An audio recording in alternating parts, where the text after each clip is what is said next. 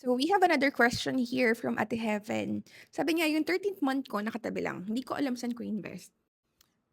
Honestly, ang hirap mag-advise if you do not know the person. Kasi depende yan sa age mo, depende sa skill mo, depende sa goal mo.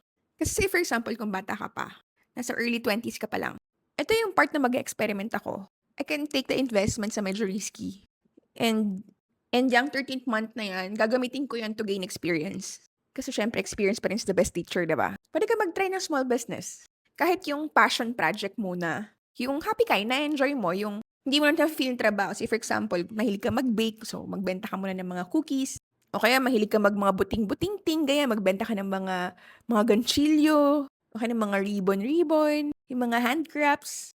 Depende kung anong hilig mo. Risky siya, yes, oo. Pero para sa akin, win or lose, may learning ka na gain diyan, eh. Yung learning na yun hindi mo matuturo sa school. Or puwede rin mag-invest ka sa mga seminars, sa mga training, sa mga workshops. Kasi pandagdagan sa skill mo tsaka sa connection mo. Kasi guys, 'pag meron kang mga ina-attendan na gano'n, meron kang mga makikilalaning mga bagong kaibigan tapos magugulat ka sa mga ginagawa nila sa buhay. Na parang, grabe gano'n pala yun. Kumita ka sa ganyan, paano yun? So, parang ikaw magiging interested ka, puwede palang kumita sa gano'n. So, mas na-expand, nabo-broaden yung ano mo, yung ideas mo, yung knowledge mo. Most especially kapag nako-connect ka sa mga taong meron talagang growth mindset. Kasi imagine mo, if you're working in a corporate company and pumapasok ka every single day and you're meeting the same people every single day. Hindi ko sinasabing wala kang matututunan sa kanila, pero kasi since sobrang kilala mo na sila, alam mo na yung ginagawa nila, pare-parehas kayong mga ginagawa, so wala ka na natututunan sa kanilang bago. That is why sobrang importante rin na nakaka-attend tayo ng mga seminars, trainings, and workshops. Kasi yung ROI niyan lifelong. Kasi hindi mo makikita na yung kunwari 13th month mo, meron kang 20,000 ngayon, tapos sa katabi lang dyan, ininvest mo sa mga workshops. Hindi mo makikita na yung 20,000 mo babalik sa'yo on the actual eh. Pero yung ROI mo dyan is yung connection mo, yung new friends mo, yung new skill. However, kunwari, ang goal mo is to preserve the money. Kasi gusto mo lang itabi, tapos okay ka na basta lumagpas ang onti sa inflation, yung kinikita ng pera na yon. Kung conservative ka na investor and you don't want to take the risk, might as well siguro consider Pag-ibig MP2. Puwede ka rin mag-time deposit or yung mga digital banks na merong high interest. Actually, ang dami ngayon mga digital banks ang lalaki ng mga interest rate na offer na kayang-kaya somehow labanan yung inflation, 'di ba? Though, do not expect siyempre ng mataas na return diyan. Kasi always remember the ruling, lower risk, lower return. Higher risk, higher return. So, kung nandun ka sa conservative na mga investments and nasa lower risk, then most definitely siyempre yung return niyan is much lower. So, i-assess mo yung sarili mo. Ilan taon ka na ba ngayon? Ano ang goal na nagme-make sense? So, ako when I was 20 years old, wala akong masyadong investment niya, pero nag-i-invest na ako sa mga insurances. Kasi nasa banking industry ako, eh. Siyempre, alam mo naman sa bangko, talagang kaliwat kanan yung pagbebenta ng insurance dyan. So, sobrang dami ko mga insurance, guys, mga VUL. Okay din na naglagay ako sa mga VULs kasi at least nasimulan ko siya mas maaga. Pero guys, do not expect na ang insurance will give you massive return. Kasi at the end of the day, insurance yan. Hindi yan talaga totally investment. So, portion lang na merong investment yan. Kasi sometimes nabubulagan tayo na, may return na ganito, meron siyang investment portion na ganito. Insurance pa rin yan. So, kapag naglagay ka sa insurance, malaking portion ang pupuntahan ng pera mo sa insurance. Kasi ini-insure ka ng company. So, it's a cost. It is an expense for you.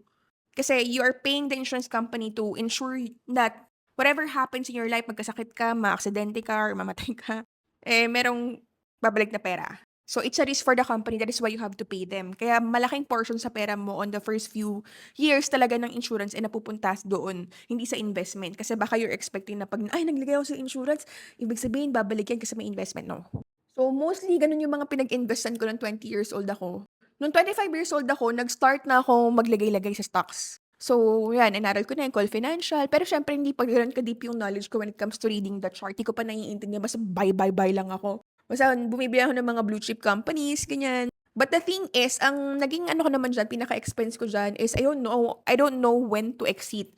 Entry lang ako ng entry. Hindi ako nag-ROI, hindi bumabalik yung mga ano ko, investment ko. So, during the time na nag-pandemic, yung bumagsak siya, so wala. Lahat ng nilagay ko do'n, bumagsak din siya. So, paper loss lang naman, but at least na-gain ko naman diyan is yung habit of investing. So, kahit na hindi gano'n kalaki naging return sa akin, nagkaroon naman ako ng ano, ng habit, ng routine na dapat lagi ka nag-i-invest, dapat naglalagay ka ng ganito diyan, ganyan. So, hindi naman kasi lahat merong gano'ng ano, habit, 'di ba?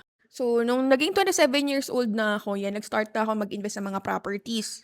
So, since nasa bangko ako, medyo matagal ako sa banking industry, okey naman yung sinasahod ko, so naa-approve ako sa mga bangko ng loan. So, bumili ako ng condominium, ta's yung property namin sa Marikina na-loan ko. Kasi yun ang akala ko when I was 27 years old, yun yung akala kong definition ng successful na tao kapag may mga properties ka. But now na medyo may edad-edad na ako, dun ko na-realize na parang, hindi pala, gano'n. Wala naman palang problema kahit nagre-rent ka.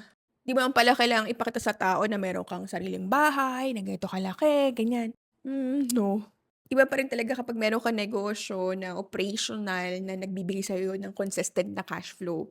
Kaysa bumili ka ng property ta's tulog yung pera mo dun. So, imagine niyo yung sinasahod ko sa bangko na pupunta directly dun sa mga loans ko sa ano, sa properties, 'di ba? So, though yeah, capable ako of paying. However, sana yung pera na yun na-invest ko na lang sa mga ibang business na naggo-grow at nagbibigay sa akin ng consistent na cash flow. Not unlike nilagay ko dun sa property na nandun lang siya, nakatenga lang siya, tulog lang yung pera dun. Siguro yes, magkakaroon ako ng ROI dun, pero matagal pa. Hindi ko nga alam kung buhay pa ako nun, charot. So, nung nag-30 years old na ako, siyempre trader na ako actually. Diyan na ako nagsimula talaga mag-invest sa mga businesses. Mas naging aggressive nga ako. Kasi nag-resign na ako from the bank, so talagang gusto ko na mag full-time sa trading. However, trading is not a consistent source of income. Since it's by nature, sobrang risky ng trading. Ngayon, so siyempre kailangan mo invest yung pera mo na kinita from trading sa mga negosyo. Negosyo na magbibigay sa'yo ng consistent income, ng consistent cash flow. Kaya sa mga traders, importante talaga na nagte-take profit kayo. Sometimes yan yung sakit natin, yan, hindi natin tinitake profit. Mag-take profit kayo, tapos invest nyo sa business. So, marami akong mga negosyo. Sobrang dami ko pinag-investan na negosyo. So, alam nga naman, fan ako ni Robert Kiyosaki. So, I've been reading all his books. So, nabudol ako ni Robert Kiyosaki, number 1. Sabi niya, mag-network marketing daw ako. So, meron akong mga tinry na mga networking company. Yung una, mabilis na parang 1 month lang ata ako doon. Hindi ko nagustuhan kasi yung produkto is pampaganda, gano'n. Hindi naman ako naggugluta, hindi naman ako nag-iinom ng mga gano'n-gano'n. So, hindi ko rin siya na-enjoy. Tapos pangalawa, network marketing sa forex trading. So, sa trading naman siya. So, sabi ko, relate sa akin 'to. Sabi ni Robert Kiyosaki, mag-network marketing ako. So, pumasok ako sa gano'n. Which is sobrang na-enjoy ko naman din talaga.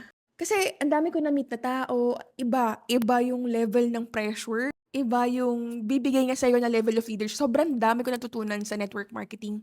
So, I've been in the network marketing parang 1 year din. Diyan ako nag-grow as a leader talaga. However, I think ang talagang nagiging problema, walang problema sa network marketing, tama si Robert Kiyosaki, pero parang ang nagiging problema is yung mga owners ng company. Parang more on sa mismanagement. So, I don't know. Sayang lang, ang ganda ng business model. So, hindi ako nagsisi na finalo ko doon si Robert Kiyosaki. Another na pinag-investan ko is franchising. So, nag-franchise ako ng aesthetic clinic na just so you know, ako mismo hindi ako mahilig pagturok-turok, ganyan, hindi ako mahilig magpa-facial. Hindi ko siya thing. So, if you will be investing in a franchise na hindi mo rin pala gusto, hindi mo rin pala na-enjoy, and hindi mo siguro talaga sobrang inaral yung background ng kumpanya, unless siguro kung Jollibee yan, mang inasal yung mga talagang finranchisean ko, siguro maganda-ganda yung resulta. So, that's one thing siguro na hindi ko nagustuhan na finalo ko kay Robert Kiyosaki yung pagpa-franchise. Kasi sabi nga dun sa book is, bumili ka ng may business system na. Which is tama naman siya na, yeah, okay din kung bibili ka ng isang kumpanya na merong business system na nandyan na nakalatag na. Pero, hindi pa rin kung di mo siya talaga pagtutuunan, hindi pa rin siya magbibigay sa'yo ng fruit. So, medyo napahaba na yung aking kwento dito, but to make the long story short, marami pa akong mga ibang pinasok na mga businesses. And the thing about me, siguro hindi ako tumitigil. Kahit na nag-fail, kahit hindi nagiging successful, kahit nagiging challenging yung mga ginagawa kong businesses, siguro hindi lang talaga ako tumitigil. So that's what I highly suggest, regardless of your age, regardless of your goal, just keep investing, just keep exploring, and enjoy your life, diba?